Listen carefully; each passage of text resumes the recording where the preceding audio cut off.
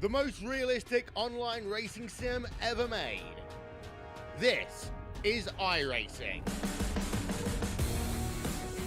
Detailed laser scan tracks, fully dynamic real-world cars, and over 50 series to choose from. 6 online world championships offering over $100,000 in annual prizes. This is the original esport racing game. This is iRacing.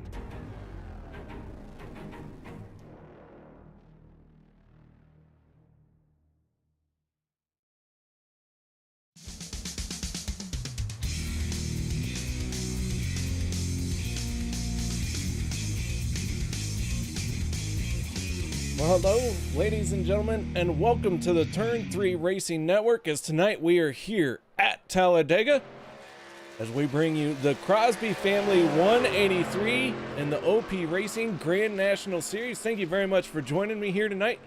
Qualifying has gotten underway here as the trucks have hit the track.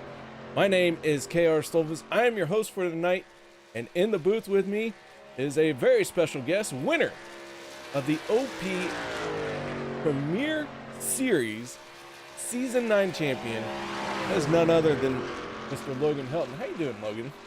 I'm doing good. Hanging out with you here tonight, KR. I'm excited to try my hand at broadcasting tonight. It should be fun. I'm excited to watch the people I race with every week from the blimp cam tonight and see how they all do. Well, man, I'm excited to have you out here. And so qualifying is underway. What are some things we should watch for these guys as far as for times? Who's going to be fast?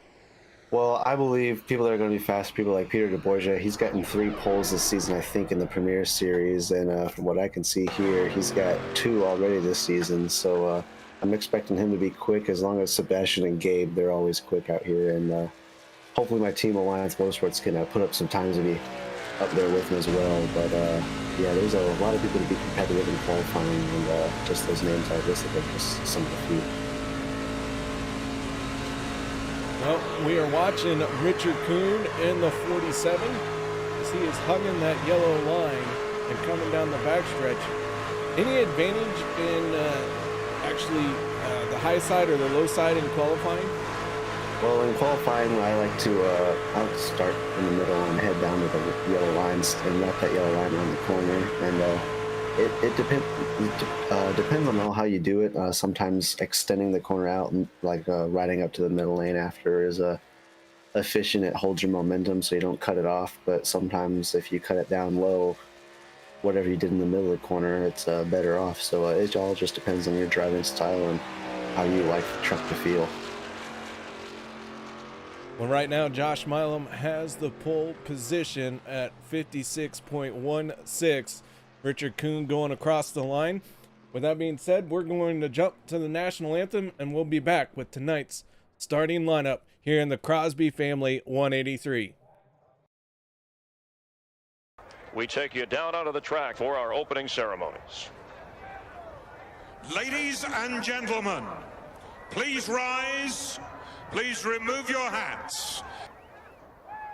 Oh, say, can you see by the dawn's early light what so proudly we hailed at the twilight's last gleaming, whose broad stripes and bright stars through the perilous flight o'er the ramparts we watched were so gallantly streaming, and the rocket's red glare, the bombs bursting in air, gave proof through the night that our flag was still there.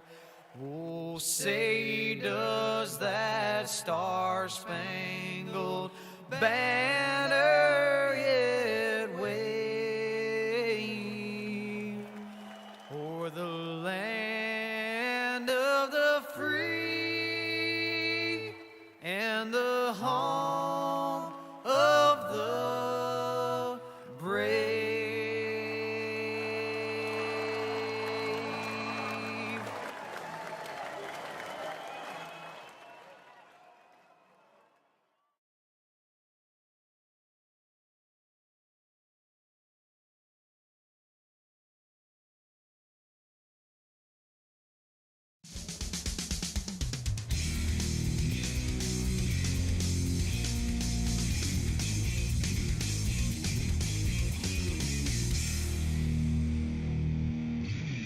Welcome back, ladies and gentlemen, as the OP Racing Grand National Series is taking to the grid 33 cars, trucks on track here tonight.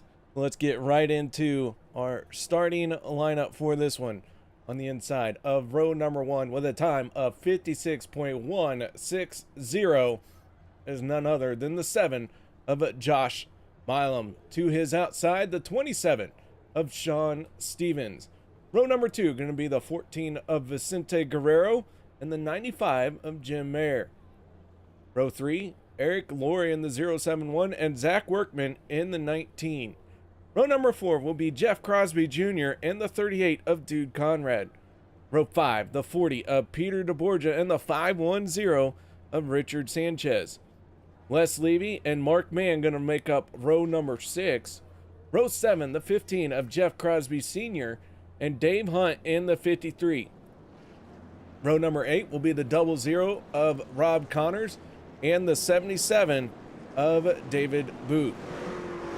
Row number 9, Dan Harrington in the 82 and the 17 of Jimmy Reynolds. Row 10, Richard Kuhn and Andrew Schroeder. Row number 11, Harold Rothery and Nate Warren in the 9. Row 12 will be John Guerrera and Kevin Fries. Row number 13, Gabe Butler in the 88 and Daniel Holloway in the 21. Stanley Jr. in the 41 and David Overstreet in the 46. Zach Fritsch in the 12, Ty Dowman in the 34 make up row 15. Row 16, Andy Brigante and David Livingston. And our final driver on the grid here tonight, the 85 of Adam Kilday. Ooh, that is a mouthful, Logan. Yeah, a lot of drivers putting down laps there, and a couple deciding not to, trying to stay in the back, and that might be smart with the way these trucks push. Notice that they always have a little bit of an issue with hooking bumpers there, and it doesn't matter who's pushing. Want to give a shout out to Digital Armchair Motorsports LLC. Bam! As he says, evening, gentlemen. And of course, Cody Nagels is here. Cody cheering for Vicente. Huh. All right, Cody, let's get her done. He's like Travis Elliott's also saying hello. Well, what's up, Travis? We do have to send out a huge congratulations to Travis Elliott, as his family has grown by 2.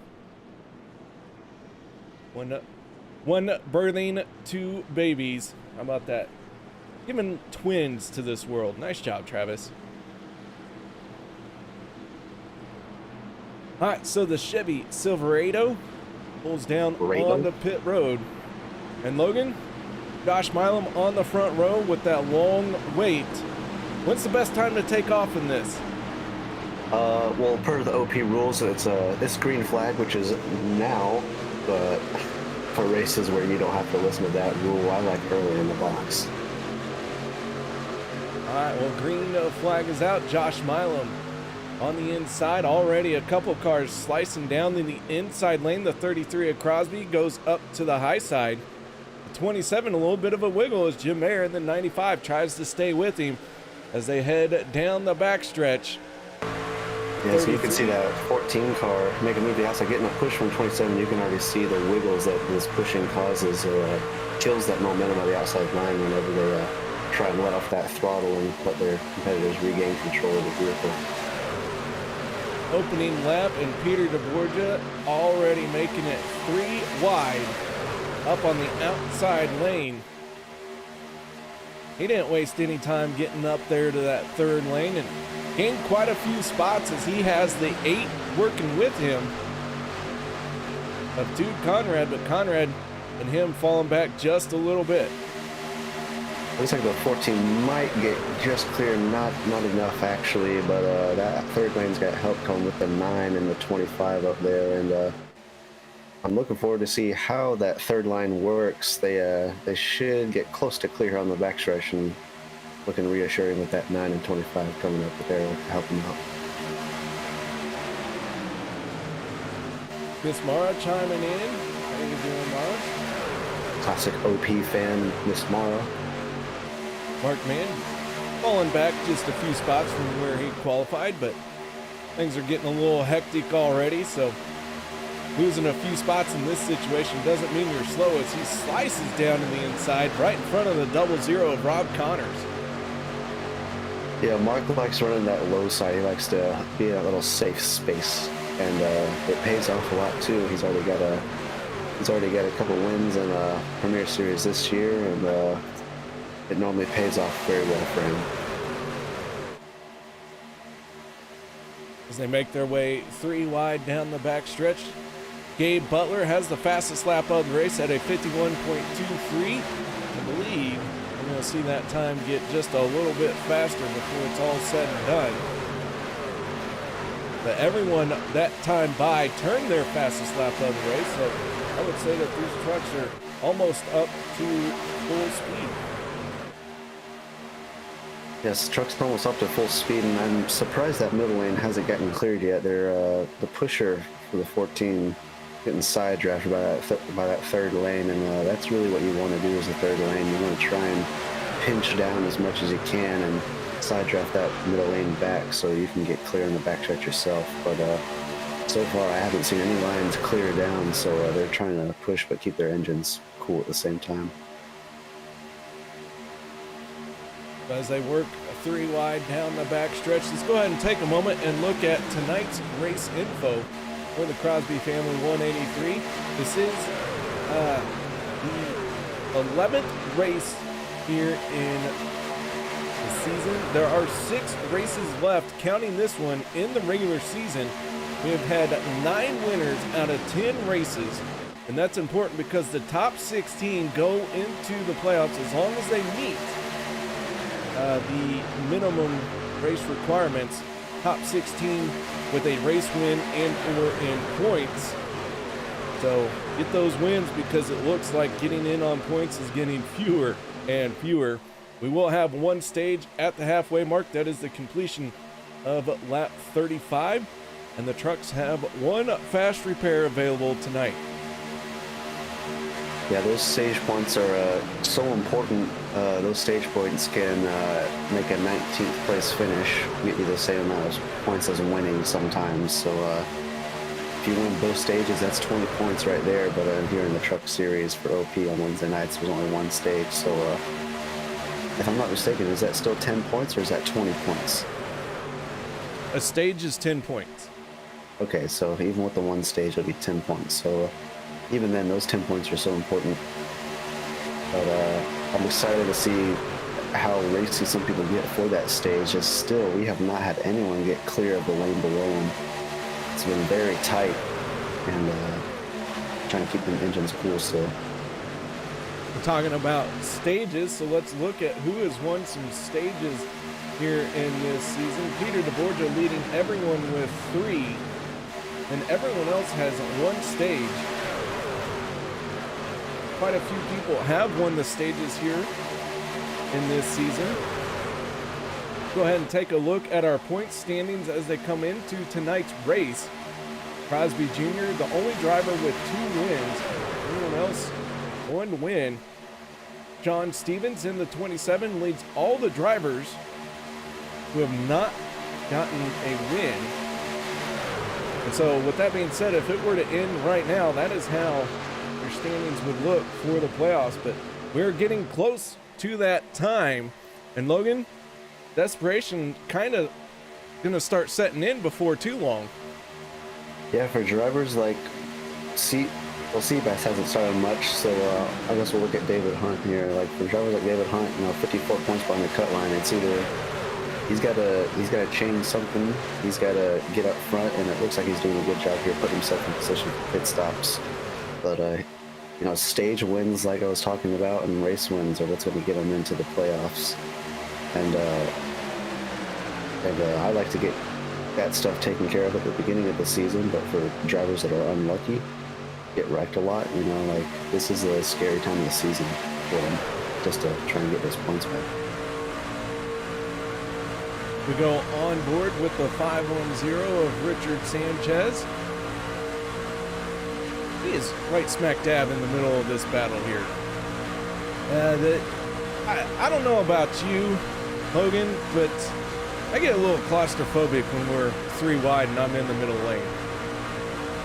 Yeah, and being in the middle lane is a very scary place, especially at super speedways, and especially at Daytona, both bumpy Daytona and smooth Daytona. But thankfully here at Talladega, they got a little bit more room. I think even the trial was like 4 or 5 lanes wide. So it's a lot easier to do it, but it doesn't make it any less scary because there's a lot more stuff that can happen. It's not your fault. As finally the 14 will get clear of the bottom coming in turn 1. So the 14 drops down to the inside.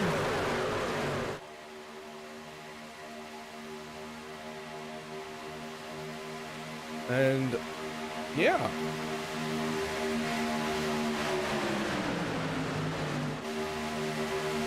Looks like Peter's still trying on the outside lane there. Yeah, dude. Looks like Josh is clear in the middle. I'm wondering if he'll take it or if they're getting ready for pit stops. Maybe he'll stay on the low side, and looks like he's going to stay on the low side.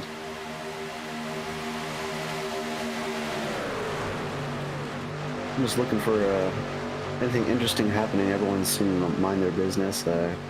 Keeping calm here, staying 3 wide, and staying 3 wide isn't as dangerous as it is as Daytona. So 3 wide is, as weird as it sounds to say, kind of what's expected is, ooh, the 510 pops up in front of Peter there.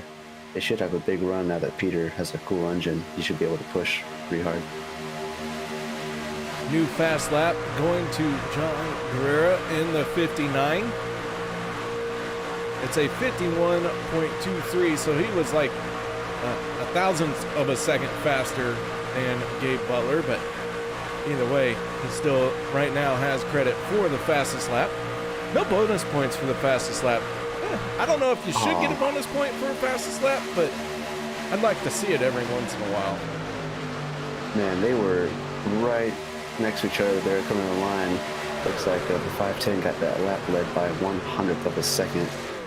And if that's just for lap 10, makes you want to wonder what's going to be for the finish of the stage, let alone the race. Well, before too much longer, we're going to start seeing them hit pit road for green flag pit stops. Logan, this pit lane, not as tricky as the iRacing Super Speedway, but still, you want to time it right. Yeah, I like to say it's not as tricky. Meanwhile, here's Logan over here that's gotten like 3 speeding penalties this season entering pit road. So it's really just a in your own kind of head thing. I feel like you gotta just, it doesn't take much. You know, it's not hard to get onto pit road, but it's hard to get on pit road quick and exit pit road quick. So that's really the main thing. But yeah, it's also making contact with other drivers that you gotta worry about. Pretty easy to lock the brakes up at 185 miles an hour trying to get down to 55. Yeah, especially whenever you haven't even touched the brakes while you're out there on the whole time. It's really easy for the brakes to be cold, and it just doesn't react how you're expecting it to. But sometimes I hear people talk about how they're tapping the brakes to slow down instead of letting off the gas, and it's not a bad idea. I'll probably have to try it sometime. I can tell you in my real racing, that's what I do for the corner. Tap the brake a little bit to set my car into the corner. Yeah, and it kind of works the same way with pitting. You're not a full 100% locking them brakes, but you'll slowly, gradually get onto them and make sure your car's all set, and then you can commit to that brake pedal a little bit harder. Wants to say hello to Liberty Fires. Welcome, Liberty. Thank you very much for joining us again. Hello, Liberty. Liberty is 100% Peter the Borgia fan. Right, but he is our unofficial statistician. He always gives out some good tidbits whenever he's around. Here we go. Drivers coming to pit road. The 14. Looks like he's all by himself. No, he's got a couple people going with him.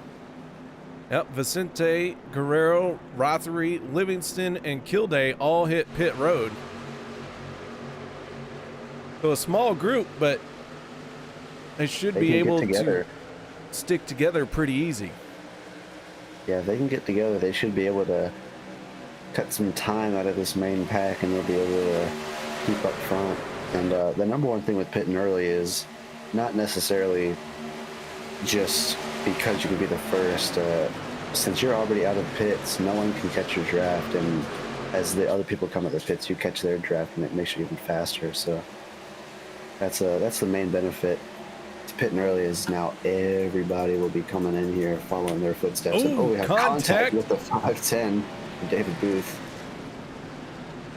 Richard Sanchez Richard jumping up. Sanchez got some.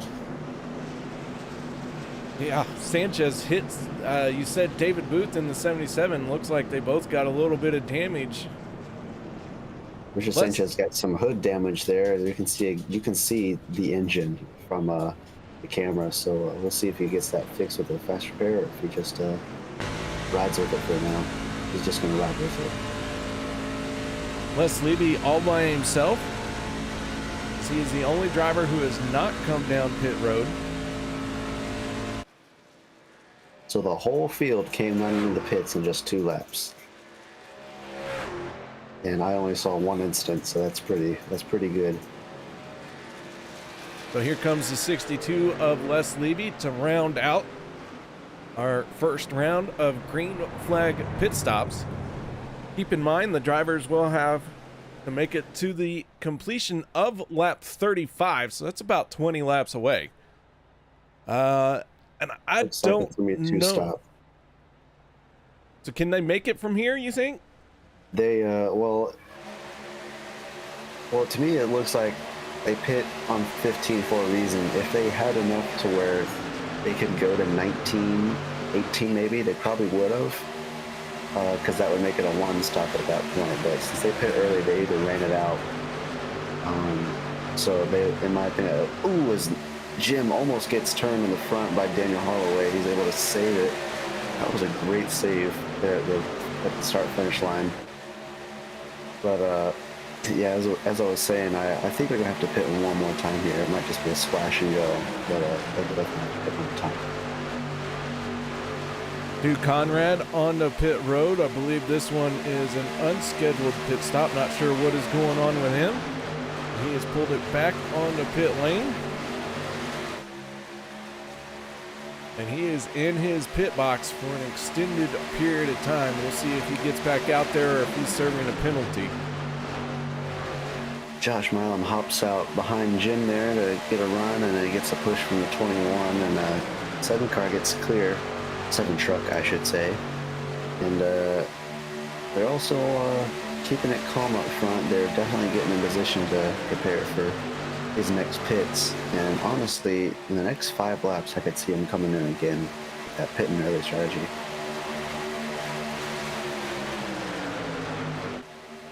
Check in on a few drivers, as we have had some split away from this lead pack. Green flag pit stops will shuffle the field like that. Zach Critch finds himself 3.5 seconds behind our race leader.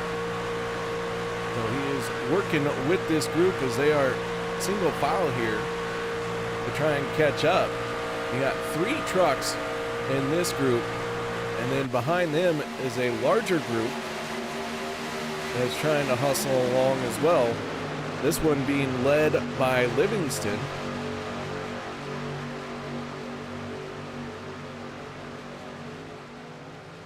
Yeah, whenever you're sitting behind a pack like that, they normally try and swap around, see if they can keep pushing the whole time. But if pit stops coming up here soon, it's sometimes pretty hard to organize all that. So I wouldn't be surprised if they just try and sit here and ride this out until they have to pit next. New fast lap, John Guerrera in the 59. Turning a 50.98. Well, he was flat out getting after it, and a lot of drivers turned their best lap of the race as well. So business picking up after the round of green flag pit stops. Logan, I don't think anyone's driving any harder. So how come it seems like more often than not, after a round of green flag pit stops, we pick up a little bit more pace? That is a question I've had as well. My guess would be after pit stops, the drivers that are really good at pit stops are normally all really good at pushing. So you get all those good drivers that were sitting in the back during the first run get up front, and then out of nowhere had a lot more good pushers up front. So they might not be trying as hard, but they will definitely be going a lot faster. Well, David Livingston has the fastest lap of the race now at a 50.86. So we're still going faster out there. And yeah, they are digging hard trying to get caught up to this lead pack. That group of three that was being led by Zach Fritsch has now been joined by that long train of trucks. So they're going to have a little bit more energy to try and get caught up to this lead pack. Yeah, last time by, the Frisch run a pretty identical lap time to the leaders, so they haven't gained much, but the main thing is that they haven't lost much at all. So as long as they can stay within this 4-second gap to them, if they have 2 good laps in a row, they could be within distance of the draft, and that makes a big difference in catching big packs in front of you. So back to 3 wide, the 14 and the 214 find themselves up in the third lane. Hugh Conrad has rejoined the race. I do believe he is 2 laps down. He did serve 44 seconds in his pit stall, so could be a 40-second penalty and a splash of fuel. Either way, it cost him a lap or so. Yeah, the one bright side of that, I guess, would be it happened early, so he's got time to recover with it. And getting penalties like that to put you 2 laps down, horrible whenever it's late in the race. And as I just saw someone come out of the pits, I think that's Sanchez once again in the 510. And this time, I don't see anyone that went with him. No, Sanchez on pit road all by himself. He was the first truck 1 lap down. We'll see if Conrad can make it around to pass him and get one of the free passes. It's between Sanchez and Conrad. So last time by, Richie and them, looks like they were a whole 1/10 and a half faster than the leaders. So they were definitely getting closer and closer, and it's not just a linear thing. It's exponential. The closer you get, the quicker you catch. And as we got it looks like 5-6 people hitting this time by. As Workman is getting in there close, Workman just made it. Looks like almost everybody coming down pit lane. Top 9 trucks do stay out. Oh, we got Jimmy Reynolds slow on the triable. I'm not sure what happened. We got David Booth also off. Looks like contact between David Booth and the 59 sent David Booth off into the infield grass. Well, Reynolds already out of shape there. Let's see if we can back this up a little bit more. And there you can see contact. Crosby Sr., Jimmy Reynolds make contact. Somehow we stay green as the 17 loops it around. He was all by himself.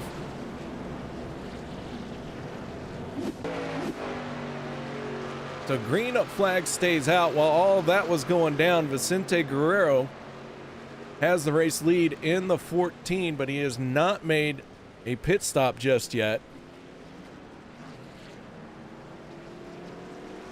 Not a good position to be all by yourself, though. No, definitely not. And that just shows, like, getting close to the end of the stage, pressure's on, and sometimes stuff like that happens. And especially whenever you're in the moment, whenever that happens to you, pretty frustrating. Jimmy did his best to try and save it there, but once the truck is out of shape, it's there's not much you can do. And he did a good job holding the brakes and making the damage less than it was. So Ty Dialman takes over the race lead with Andrew Schroeder on his back bumper.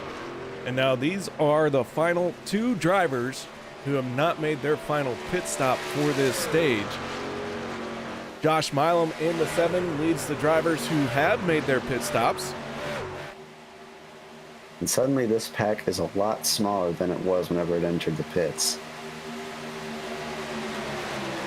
Yeah, but if we look at the 12 of Zach Fritsch, he was several seconds, about 2.5 seconds behind the race lead. And he had a great round of pit stops to put himself in position to try and win this stage. So I'd say he recovered those 2.5 seconds. Yeah, a good pit stop is sometimes all you need to change things around. That's why I always like, if I'm falling behind a pack, as long as I'm 4 seconds behind them, it's not the end of the world. It's like if you have one good stop and a couple people in front of you have a bad stop, that'll make up for that whole deficit. Looking like up. Daniel with Dave Hunt, working third line with Nathan Warren, just made a move up there. See if Daniel decides to go with him, and he does. We'll see what they can do up there.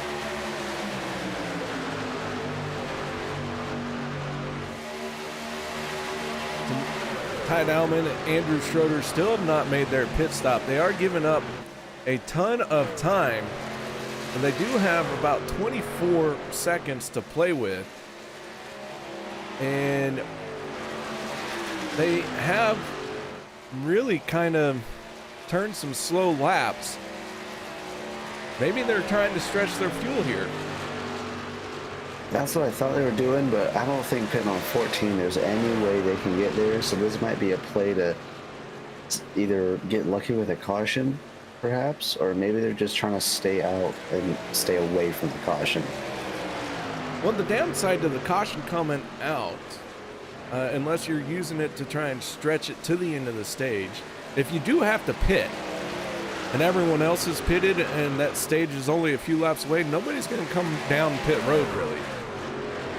You haven't done yourself a whole lot of favors by staying out. So I will say pit road will be empty when they come down if they have to.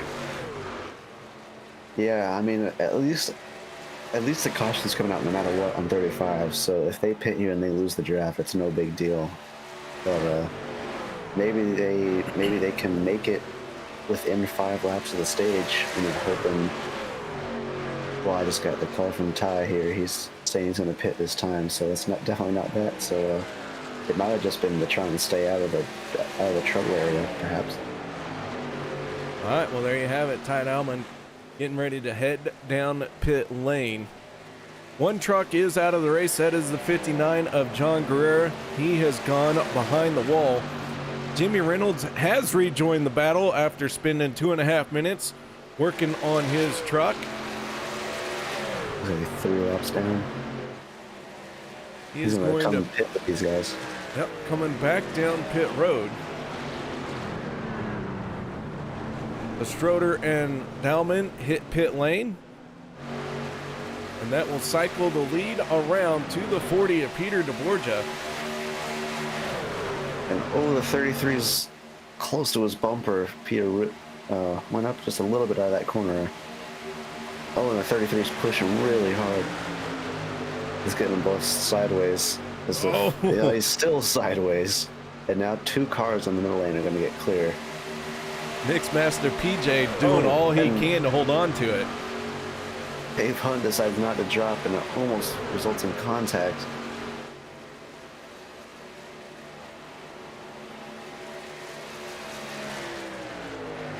Man, that third lane is wiggling. That bottom lane, though, they cannot get connected. These trucks have such a hard time connecting very well. But looks like they finally got it figured out. So they're going to come forward here. And Peter's going to be clear, maybe not quite. Zach Fritsch in the 12, out in front with no challengers to his outside just yet. And so with the big wiggle that the 33 was given to the 40, that allowed Zach Fritsch in the 12 drop down to the bottom. However, they are coming up on some lap traffic now. As Crosby Sr., they're going to go 4 wide as Sr. drops down to the inside. And everyone scoots on by.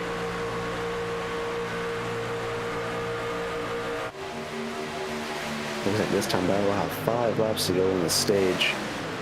And it looks like all 10 of them are up here for points paying positions. So I expect this to be pretty aggressive up here for the stage.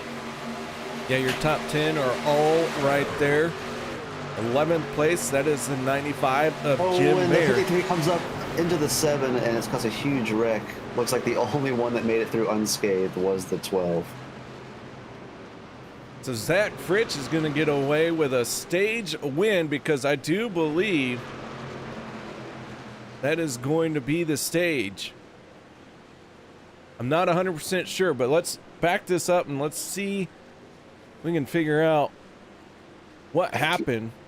I think quite literally all of the top 10, except maybe the 9 that had a pretty amazing wreck avoidance there. Everyone besides the 9 and 12 looks like they made it through that wreck. So through the tri-oval, and just at the start-finish line, Daniel Holloway, the 33 of Crosby Jr., Peter DeBorgia in the 40.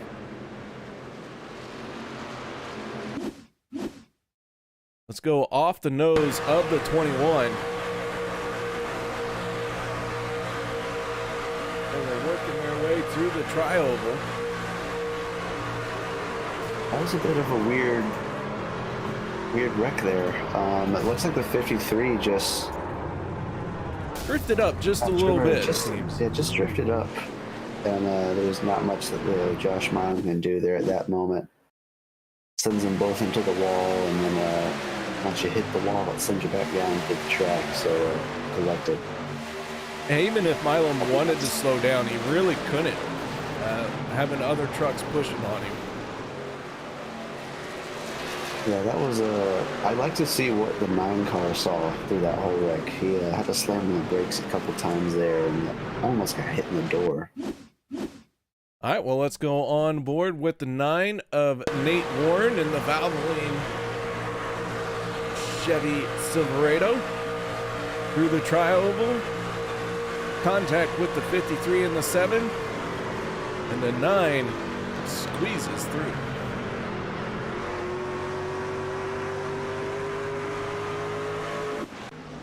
And so everyone on to pit road.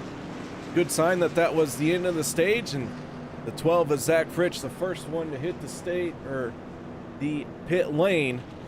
So that tells me he is our stage winner. So, Logan, let's test your broadcaster's chops and see how you do on an interview. You ready? Oh boy, here we go. All right, Logan, it's all yours. Well, Zach Fritsch, it looks like you had a really good stage there. Stayed out from all the trouble, and as everyone wrecked behind you, you were able to just look in your mirror and smile as you just drove away. What did you see in that stage, and how do you feel about that stage one? I guess I feel, I don't know, satisfied that that I got away from that, with all that wreck behind. I felt like that, oh man, I'm trying to remember the year where Dale Jr. and, the Austin Dillon, and he's like, oh my God, in the back. That's what it kind of felt like, I think that was 2015. 2015? That's what I was going to say 14, so I was close. I think it was 14 because I think it was the year Junior won. It was 14, I think. Yeah. So I was in 4th grade in 2014. So, yeah, I felt great.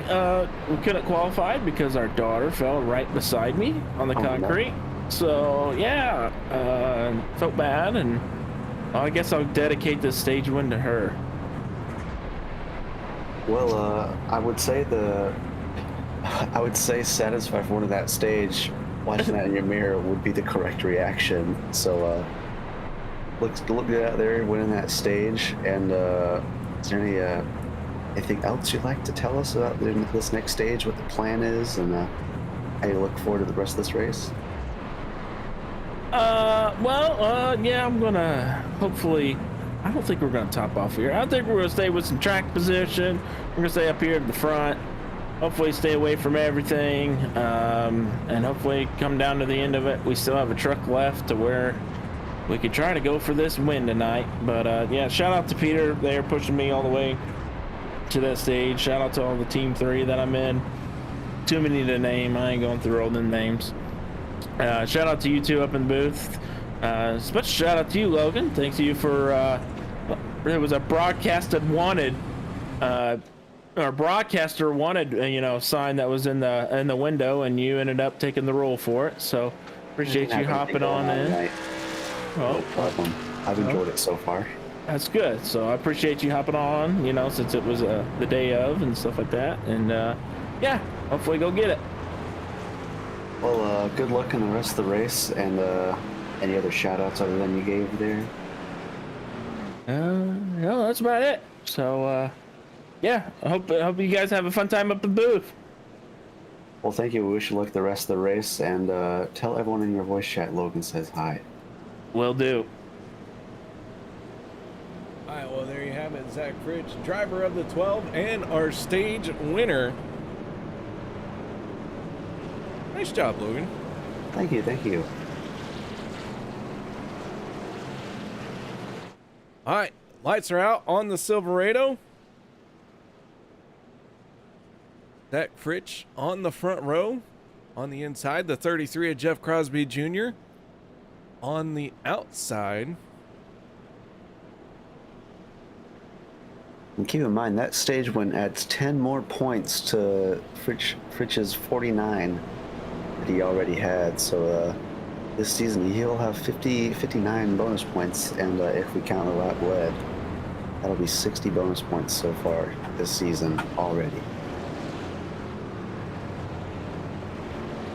That's quite a few. That's at least, that's more than 2. That is more than 2. Now, if we look at the standing, Zach Fritch has a 59 bonus points, but doesn't have the most bonus points. Goes to Jeff Crosby Jr. He's out here killing it.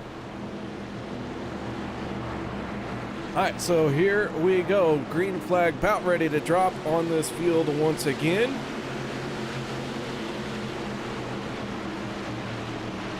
The 12 and the 33 leading this field to the green flag. It is time to get after it.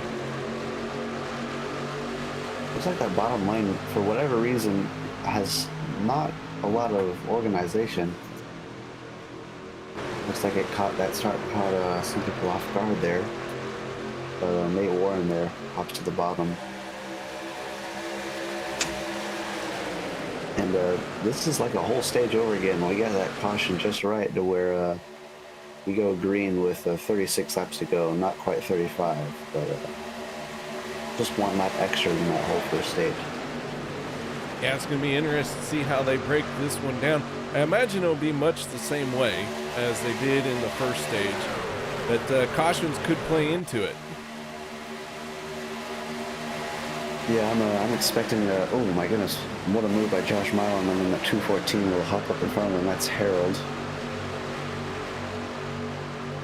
I'd like to see what Josh does here. I wonder if he likes to push him or not, but that middle lane stacks up and gives that top lane a big run. Looks like Les is also coming up there to help out and push this top line somewhere.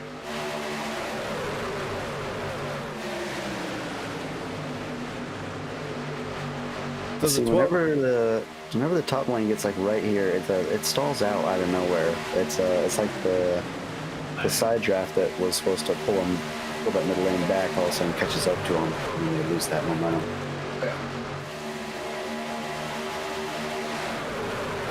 Is it hard to build momentum in that third lane here at Talladega in the trucks? I wouldn't say in general, but in the trucks, I feel like it's a lot more difficult just because of this weird bumper relation. It's just so much more you have to be so precise with it and and careful not to turn someone. So in the truck, it's definitely a lot more difficult. But whenever you finally get that hooked up on the third lane, it feels like magic how quick you catch those guys and how many trucks you can get clear. As you can see, the 53 just wiggled there because of the push from the 33.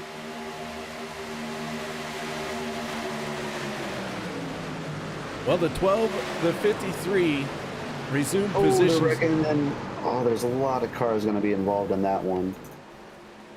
Wrecking back here into turn 3. Man, I'm seeing David Booth involved. And Jim Mayer involved as well. Les as well. The caution flag coming out as we have a big pileup. Let's see if we can figure out where this one went wrong. Let's start by going off the nose of the 95 of Jim Mayer, and you can see trouble happening in the 4th row. Looks like the cause of that's going to be less than the 071 meeting in the middle there. Les coming down just a little bit, and it just sets off a chain reaction. Everyone getting into each other after the checkup, and a lot of dollars in damage done there, I feel. Yeah, quite a few dollars. Mark Mann getting involved. Richard Kuhn. David Overstreet's quite a few drivers getting a piece of it.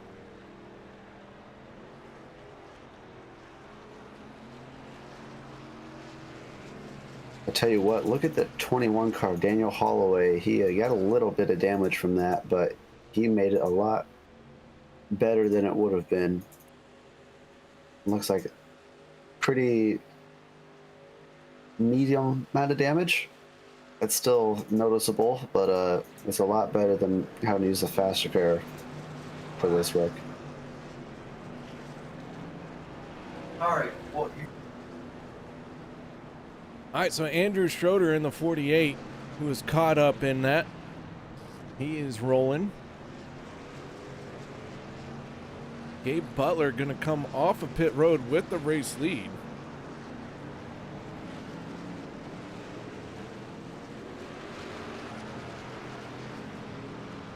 So Butler out in the front.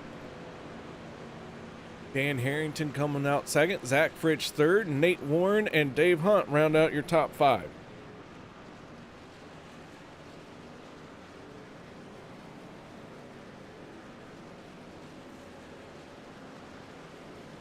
Everyone topping off there, which smart. That's less fuel you got to take, and I'm not quite sure if that means they can make it on a 1-stop or if it's a 2-stop now. I'm gonna say it's gonna be close to a 1-stop. Actually, it's gonna be 30 laps to go whenever we get green, and they made it to lap 15. So I would not be surprised to see a couple people, with not a lot of people, coming to top off.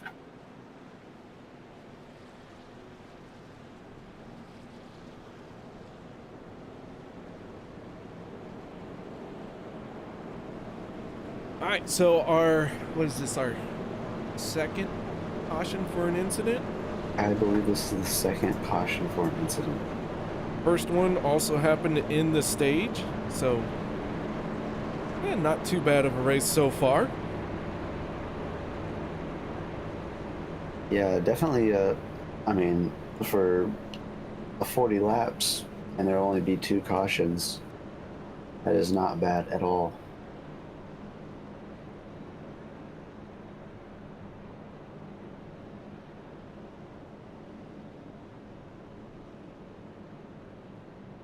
Well, Logan, I don't know about you, but these trucks seem to be pretty stable for the most part when they're by themselves, other than a few times where they had a rough bump from behind.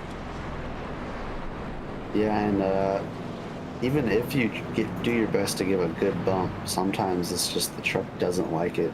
It's that internet connection between the 2 drivers. It varies depending on who's who, and sometimes you find that guy that you can push full throttle down the backstretch and they never get loose. And you try and work with them the whole race, but then sometimes you find that guy that no matter what, you're 3/4 throttle and you're still almost spinning them out, and you try and stay away from them, and sometimes it hurts because that's the teammate. Well, with a few drivers coming back down pit lane to top off, that will cycle the lead around to the 12 of Zach Fritsch and the 53 of Dave Hunt. These two have been very fast all night long, and Zach Fritsch gaining 28 positions from where he started. Dave Hunt up 12. And look back in 7th place, David O up 21 positions from where he started. So there's a lot of guys up here that are moving on up and trying to get a sniff at this lead.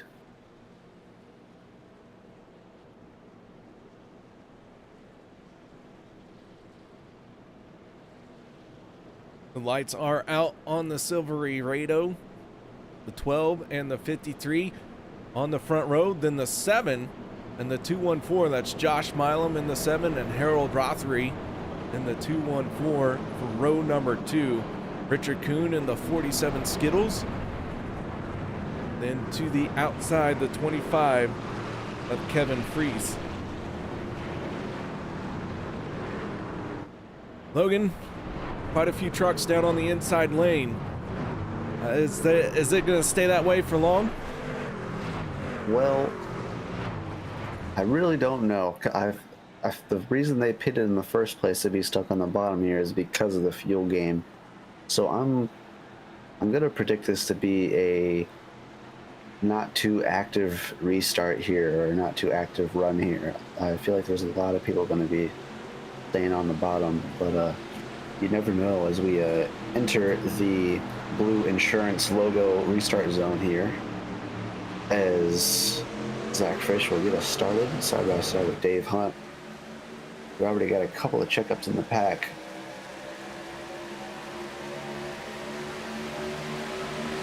We got big gaps on the inside lane. Yeah, it looked like a little bit of a rough start from the middle on back. Not sure what happened, but several trucks had to take evasive action. Hopefully that won't be too many black flags for changing lanes.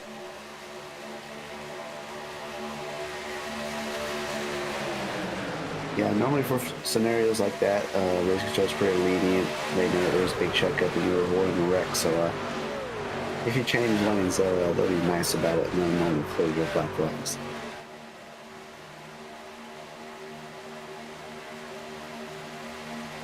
So the 12 and the 53 hold on to their respective leads in their lanes. It'll only be a matter of time before we start seeing them jump up 3 wide.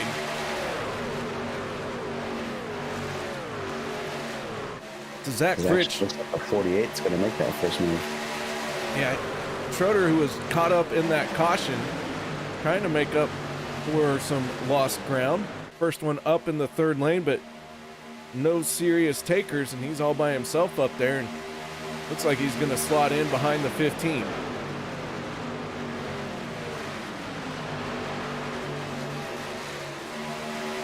Everything's looking pretty calm right now.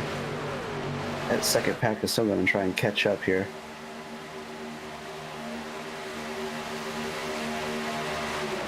Looks like they will. That last lap, they were a whole at least 6/10 faster than the lead pack, so they should be up here soon. Only thing is they have to save fuel to make it on a 1-stop. I don't think they will though, because we're going 30 laps here and they easily made it up 15.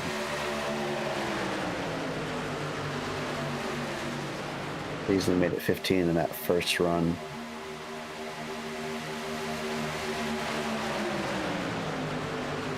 Well, you think anyone's got anything for this 12? He seems to be really dialed in here tonight. Well, sometimes whenever you get that leader that's just determined on keeping that lead, and everyone around them knows, and they'll normally stay behind them or race around them. But if you've got that bottom inside lane, especially with how the pack's looking right now. You can only keep it as Josh does make a move, and he's going to side draft him as he goes by. And he's going to be clear in one corner. So that 12 definitely can stay up front, but it's a whether or not with Josh up here now fighting them, if he can keep that number 1 spot. Well, there are 3 wide with the 7 down on the bottom. Harold Rothery working that 3rd lane. Dave Hunt and the 53 in the middle. But now the question becomes, what do you do to try and start working your way forward when those lanes are kind of blocked now? Sometimes the best position to be is where Nate Warren is in that 14 right now. Just save some fuel, and so you don't have to take as much on this pit stop, and you gain 3 spots for every gallon you don't have to fill up.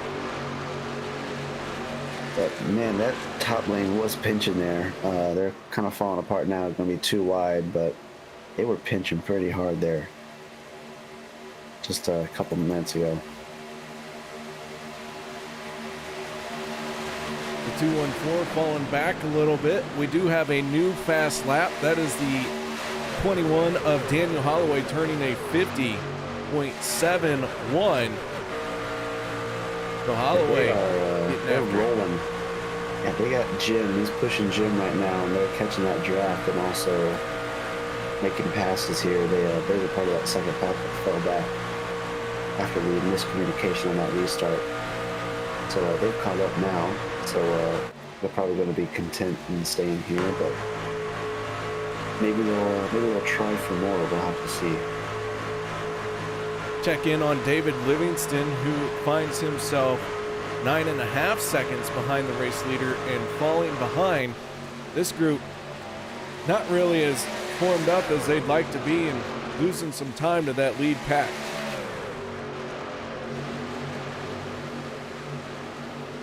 Yeah, and as you see, 12 just made a move and passed Josh Milan. So it looks like he's doing his best to try and keep that number 1 spot. But here comes a 53 on the high side with the push from the 33. Not enough momentum built up. Man, I'm watching this race and I keep getting blinded by the chrome truck of the 25 with Kevin Freeze. Whenever that sun hits that deck lid, it just becomes an LED light. Yeah, Kevin Freeze has got that one decked out in shiny. It reminds me of while I'm going 70 down the interstate and I got a Dodge Ram behind me going 71. I can't change lanes for some reason.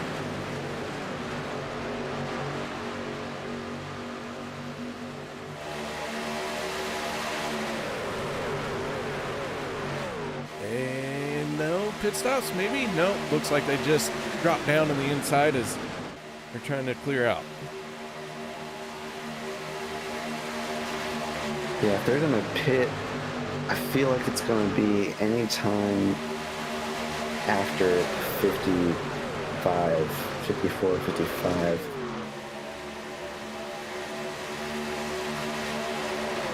I only say that because they went 15 on the first run, and I don't know what the fuel numbers are. Well,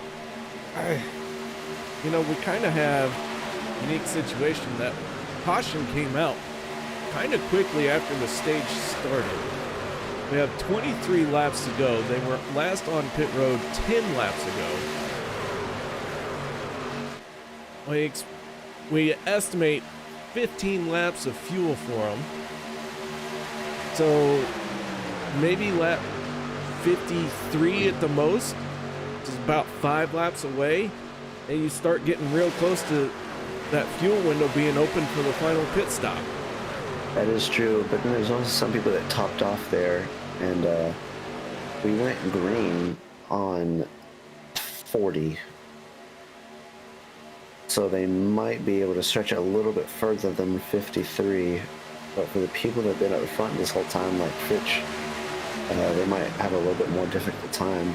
So it'll be interesting to see if they can make it on one stop or if they have to pit with 3 laps to go or something for just a splash.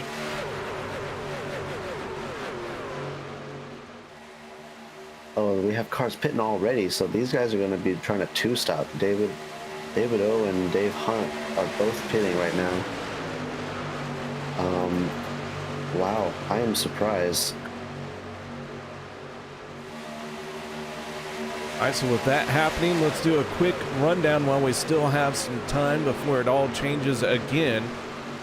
There are 26 trucks on the lead lap. First truck, 1 lap down. That is the 15 of Jeff Crosby Sr. He is scored in 27th spot.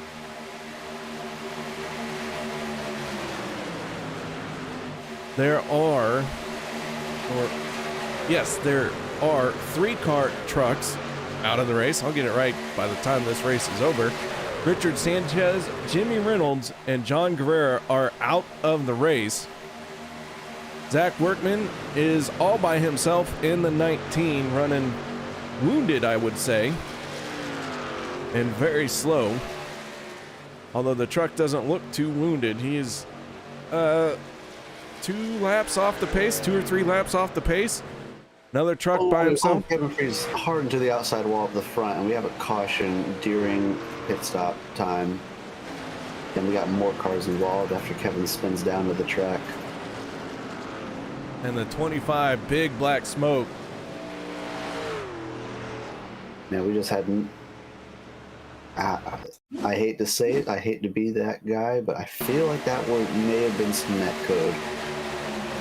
I will take a look and see what happened here. The 25 second truck on the outside lane going into turn number 1. Side by side with the 9 and the 33, and all of a sudden he is wiggling big, smacking the wall. Collects the 82 and the 34.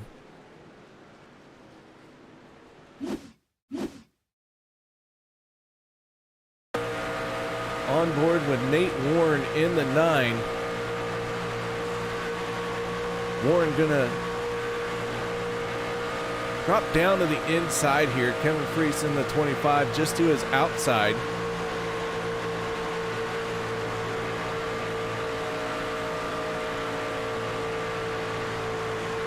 Good save by the 47 of Richard Kuhn. So caution flag comes out as the 9 of Nate Warren is the race leader. And we once again do not figure out if they can't go more than 15.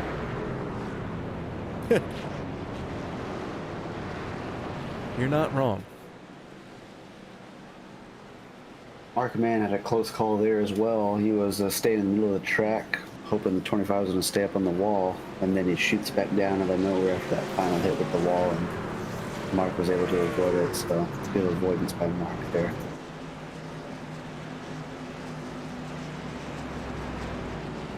Everyone on the pit road. Now, if it wasn't a fuel race by then, as Jeffrey Crosby pulls in into his unchanged pit box colors pit box, if it wasn't a fuel race before, it is a fuel race now. They are going to go green with what I feel is going to be 3, or it should be 16 laps to go. So if the 15 number is correct, and I don't think it is, we're in for a fuel race.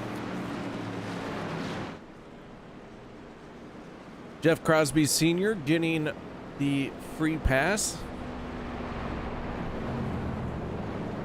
He will end up back on the lead lap.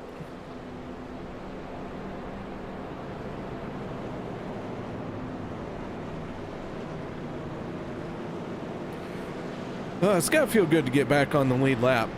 I always hated losing a lap, but if I could get back on the lead lap, especially late in the race, then my goal was just to finish on the lead lap.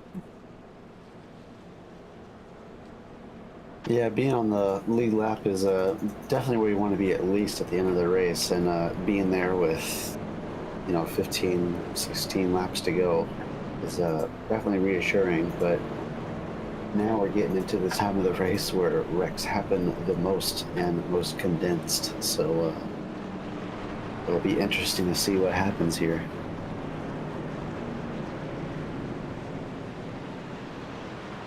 It's David Hunt and David Overstreet, who hit pit road early,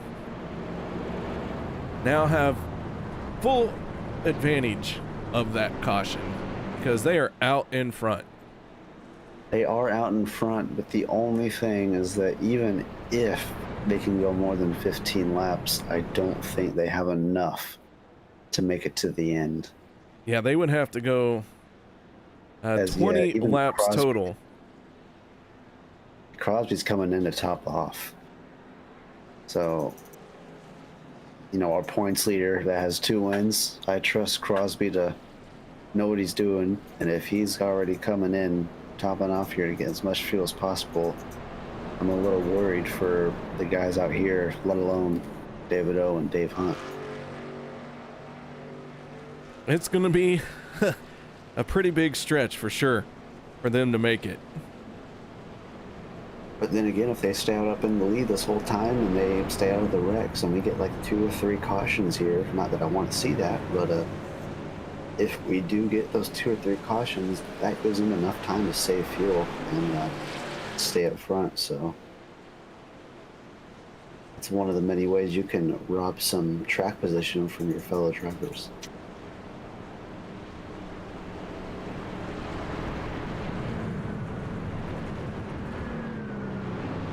Onto the back stretch with the lights out on the Silverado. Dave Hunt and David Overstreet make up row number 1 for this restart. Then it's the 9 of Nate Warren and the 12 of Zach Fritsch. The 7 of Josh Milam and the 88 of Gabe Butler for row number 3. That's how our first 3 rows are going to go on this restart.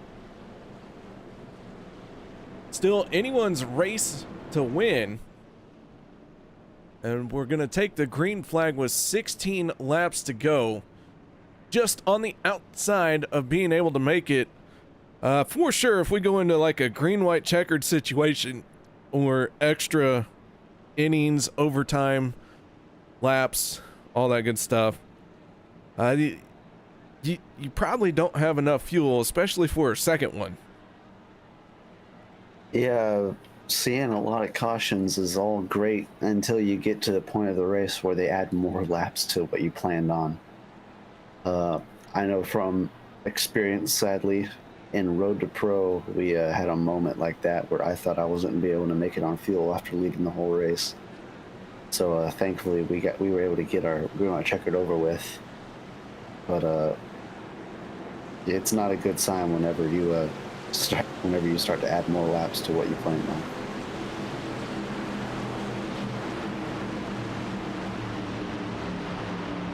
All right, green flag is out and underway we go once again.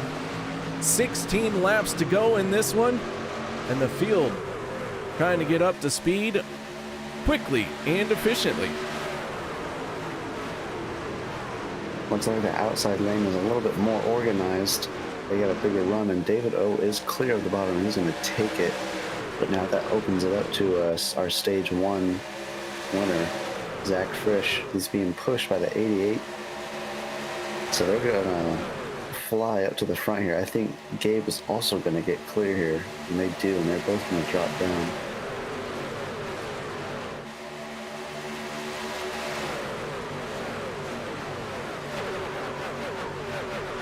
So Zach Fritsch out in front with the 88 of Gabe Butler pushing on him. A few trucks dropping down to the inside to top off their fuel tanks, and they will more than likely have enough to make it through the rest of this race, and that is Nate Warren and Jeff Crosby Jr. We'll keep an eye on those two. If that is a strategy, like they don't think they're going to make it, that is a genius time to pit, because the entire pack has not built up their main speed yet. The only issue is there's only 2 guys that I saw pull down there, so they're going to have to really, really work hard to keep up the pace. Well, I believe they'll be able to do it pretty well.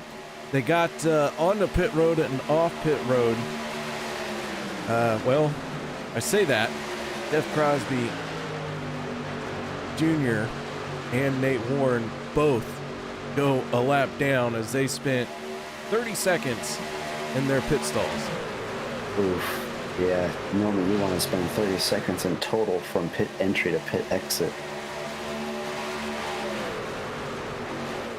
So I believe 30-second penalty like that, especially coming off of a restart, that probably was a black flag situation. That probably was.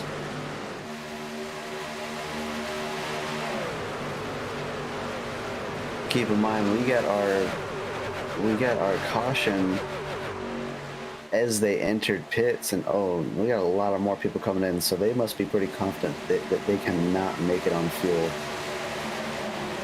So they're all going to come in here. Not all of them, but a lot of people as we get. Yeah, the top 16 stay out. Yeah, so we got Dave Hunt, Mark Mann, Harold Rothery, Andrew Schroeder, Sensei Guerrero. A lot of people stayed out here. But as well, a lot of big names, people that have been up front all race long, confident that they are not going to make it on fuel.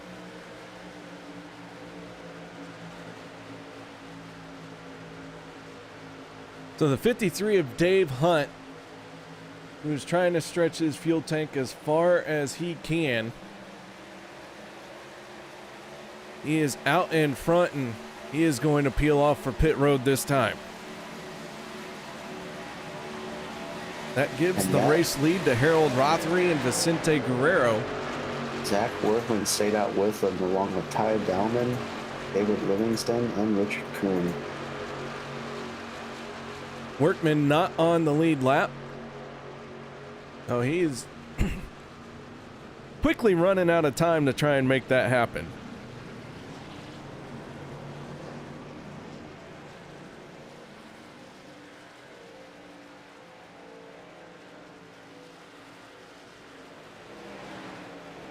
Drivers making their way off of pit road, and Harold Rothery and Vicente Guerrero gonna have to hit pit lane here before too much longer. Just trying to figure out when they're gonna hit pit lane. They're gonna stay out again. Yeah, they were last on pit road on lap 52. So I don't think they can make it.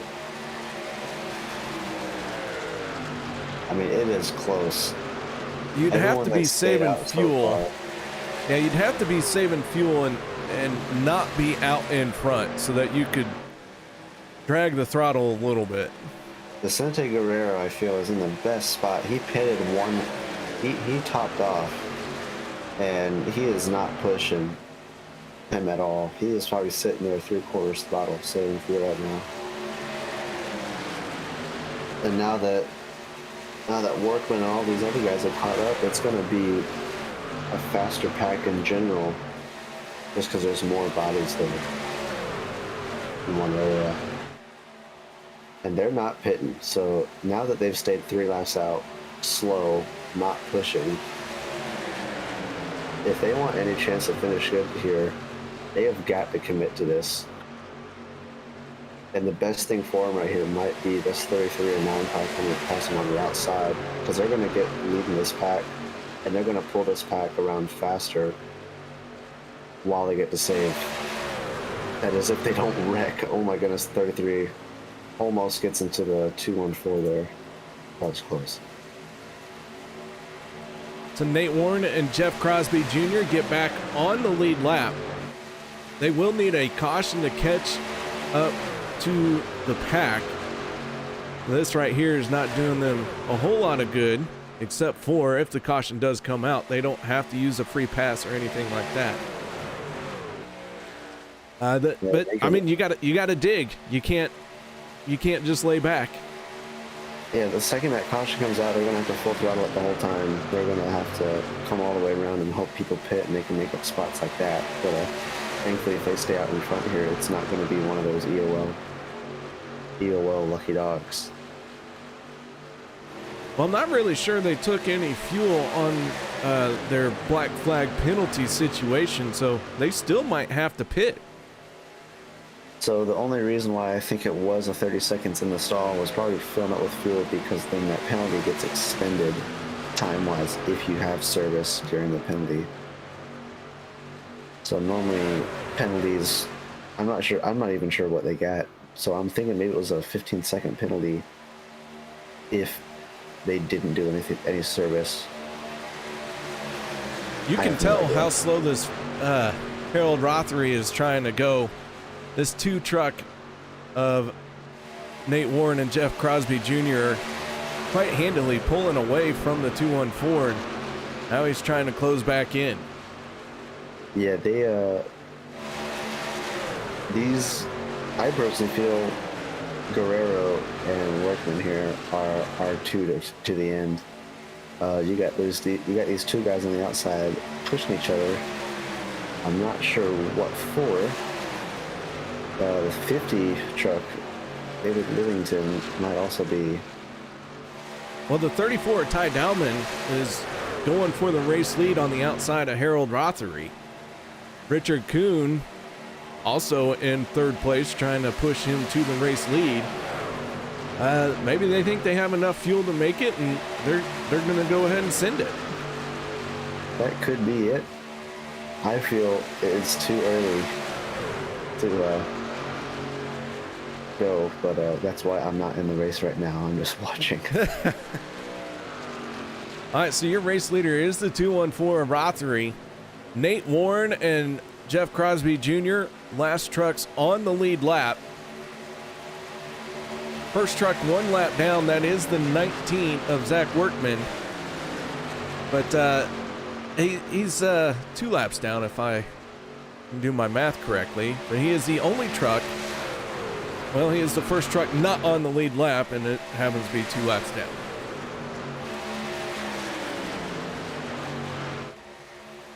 Yeah, Rothery's not in too much of a hurry to stay glued to the back bumper of that 33. Puff of smoke, or not smoke, but flames coming out his tailpipe, Logan. That tells me he is lifting quite a bit. He is letting that truck just coast whenever he catches up with a run. Every time I'm saving fuel, I thankfully have all the buttons I need. I can clutch it and turn the motor off as well. So you don't even see flames coming out my tailpipe because engine's turned off before it has a chance to do anything. Battle for the drivers who have enough fuel for sure. That is the 88 of Gabe Butler, the 12 of Zach Fritsch, and the 95 of Jim Mayer. These guys are 20 seconds behind our race leader with 6 laps to go. The wow, 95 Jim of Mayer. Clear. Do what?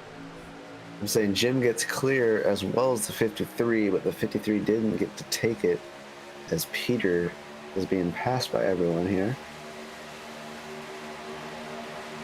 So DeBorgia goes down another lap, and Ty Dowman and Zach Workman have a big moment. So that gap is closing, but with 5 laps to go, this one is going to be very close on time. Looks like Workman is ready to go. He is trying to pass the 214 here. Oh, but Workman's 2 laps down. Yeah, Workman doesn't have a whole lot to gain. Here comes the 14 of Vicente Guerrero from 3rd. And so Rothery really going to try and stretch his fuel on this one. He is fully committed to this. This field is closing in. This pack is closing in about 2.5 seconds a lap. 4 laps to go. Not quite enough time. And Rothery would like to see this group go a little bit slower. But Nate Warren and Jeff Crosby Jr. have no reason to slow down. It is wow, this is gonna end up close here. Rothery's been saving this whole run. If anyone's gonna make it, I don't even know if Rothery can make it. Yeah, I don't know if they can make it. He was leading that first bit. It's going to be between Downham and Kuhn here, I feel. They got to go 3 more laps. And keep in mind, Rothery didn't even top off. So checking in on this pack here as they are 3 wide. They are racing for all they are worth because it could end up that these guys inherit the race win should Rothery, Dahlman, or Kuhn not be able to make it to the end of this one.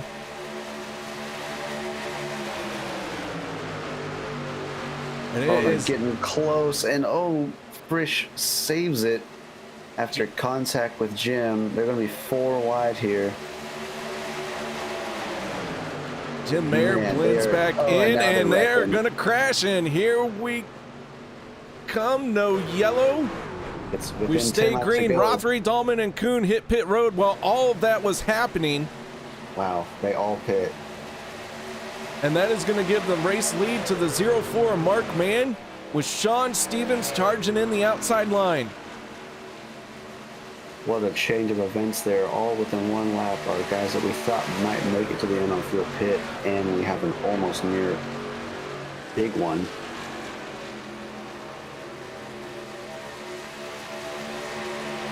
So Mark Mann, your race leader. David Overstreet in the 42nd in second. Dave Hunt in the 53 and the 8 of Dude Conrad, Ford truck on the inside line. And Sean Stevens, who is inching towards the race lead with Andrew Schroeder, the 41 of Stanley Jr., who we have not talked about hardly at all in this race. Here he is battling for a top 5 and maybe even the race win, as Gabe Butler in the 88 makes a move to the outside. They're 4 wide back there. Josh goes with them as well. Andy Brigante second to the bottom, and it's the last lap here at Talladega. There's not much up there. Wrecking behind them. Big time wreck. Top 4 trucks survive, and then it's going to come down to these 4. It's going to be the side draft is bringing David O back. Mark's going to try to come up and block. No, he doesn't. That's going to give the run to the outside lane. David O's got to get to Mark's bumper to make sure this 27 doesn't get clear. 27 does get clear, but 48 will not. With the 27 hop down, he thought about it. Now they're top out of 3 wide, and now I feel like it's going to be between the 04. No, David O doesn't get quite clear. It's going to be a run. Does Mark block it? He will not. Mark Mann in the 04 trying to bring it home. And the 27's going to hip check him. David and the win goes to David Overstreet. Andrew Schroeder in the 48 finishes second, and Mark Mann gets third. Sean Stevens ends up not crossing the start-finish line, upside down, so that is going to take him way back in the finishing order. David O wins it after 4 cars make it through. Looks like a little bit of a uncentered push after the 27 got a little wobbly for the 48, and it sent the 27 down on that mark. And it went crazy from there. David O gets to hold the wheel straight, and he gets through. All right, let's take a look at what happened as they took the white flag. 4 wide at the start finish line. Stanley Jr. going to drift up into the 7 of Josh Milam. David Hunt, Dude Conrad, they all get collected and slowly go for a spin.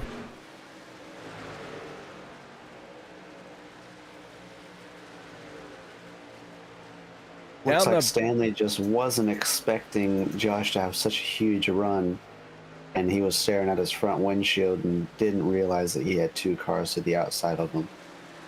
And then coming to the checkers, as they make their way off of turn number 4, and this is where the 27 is really going to get hurt. Looks like the 48 gives him a bump, and it hip checks the 4 of Mark Mann, but the 27 just feet from the start finish line has to be thanking iRacing for shooting him backwards as he made contact with the wall. And the 04 Mark Mann brings it home in third. So let's get talking to our race winner, and that is the driver of the 46. And David Overstreet, you got your ears on, bud? Yep, gotcha. Man, oh man, this 46 wins this race here tonight. Tell us what you saw out there. That was wild. I was committed to Dave Hunt, then was committed to Mark, and then the seas parted. So I'll take a win like that. Well, this 46 puts it into victory lane, and it was a wild last lap. From your point of view, did you ever get to see the 27 be launched backwards? No, I was seeing Wrangler. That's all I was seeing. And then he disappeared. So, like I've been having computer issues for 2 days, so I ran without sim maps tonight. So I think I might not need those. Well, there you go. Finding every advantage you can. I guess so. All right, man. Well, solid win here tonight. Shout outs, thank yous you'd like to give? Yeah, thank you to everybody we was running with, Les, David, all Daves, and Dan Harrington. Thanks to all the admins, and thanks for the sponsor, whoever that was tonight. And thank you for doing a great broadcast as always. All right, that is David Overstreet, our race winner, bringing it home on the top step of the podium as he starts to burn it down. He's got enough fuel for that. All right, Logan, we're going to let you kick off your post-race show interview, first one ever, by talking to the driver who finished in third place. So, Logan, it's all you, bud. Logie. Oh, hi, Mark. Well, hi. How'd you feel coming to the line there? I felt like I got hit, but yeah. They were racing hard. I wouldn't have won it anyway. Sean would have had that. Well, Mark, seeing it from that blimp camera, it would have been close coming to that line. How'd you feel? How confidence-wise setting that whole last lap up, being first on the bottom? Well, I was a little bit perturbed about all the wrecking behind me because that one shot I gave Zach, I kind of gave him a little bit of a bump, got him off center, and I think that might have been what caused that wreck. That wasn't a wreck, but that big checkup that got us 4 wide. And so then, I don't know, I had David O pushing me, so I felt like I had a pretty good shot at it. The high line was pretty fast, and it usually is in the trucks. And next thing you know, we were wrecking, and the seas parted, and David O went through, so it was all good. Well, you finish here, what is it, third tonight? Yeah, I'll take a podium. So you finished third, and in it the whole race, and really showed at the end with only 4 cars making it to the checker there. Entertaining. Yeah, it was pretty entertaining first race for me here, helping with Caro in the broadcast, and it was a lot of fuel strategy, people trying to make it, people not making it, and an insane finish there. Well, I hope you used some of your good wit during this broadcast. Yeah, I hope I put it to use, help some people understand some stuff. Absolutely. But I ain't got no more questions for you because I don't know what question to ask. So I guess I'll ask it. Any shout outs? Any shout out? Well, thank you. Thank you, Logan, for broadcasting. You and KR up there. You're a good teammate and probably a good broadcast, good color commentator. Can't wait to hear it back. Thank Butt Kicker, our main sponsor over here, and whoever sponsored the race tonight, which I don't know. And Dan and Jim, who I raced with tonight, All Alliance Motorsports, and Mara watching at home, all the fans and friends, and OP. And Rick Seabrand's watching from his man cave. And Rick watching from his man cave on his recliner, probably. Oh, yeah. Look at what you're missing, Rick. Well, thank you, Mark, for coming out and racing tonight, interviewing with us. Hope you have a good rest of your night and good third place. Thanks, bud. You too. All right, there you have it. Mark Mann, our third place finisher. We would talk to Andrew Schroeder, but he is not available for an interview. Hopefully he didn't pull a Tony Stewart. So, yeah. What'd you think of your first one? I had a lot of fun. I'm definitely looking forward to the other one I signed up to do later this season. So glad I got this one under my belt, so I'll be a little bit more prepared for a more important race that'll be in the playoffs. So thank you for having me, and thank you for letting me get my toes wet, learn what it's like. Well, man, it's been a pleasure to have you. So I like to throw people under the bus when it's their first time. So give me your best sign off. The best sign off for the broadcast. I gotta figure out what the name for the sponsor was again. What was the sponsor? And I can do it. The Crosby family. All right. Well, thank you everybody for tuning in. I hope you all enjoyed. It was an amazing race with David Overstreet finishing first, Andrew Schroeder in second, and Mark Mann finishing third. I'd like to thank you all once again for watching. Thanks for KR for having me, and the Crosby family for sponsoring this amazing Crosby Family 183. We will all see you hopefully soon.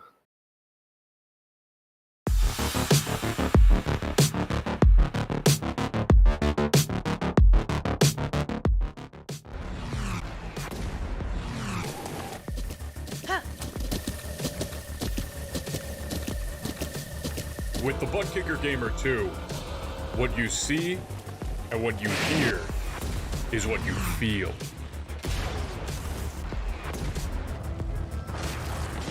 Butt Kicker. The future is feeling.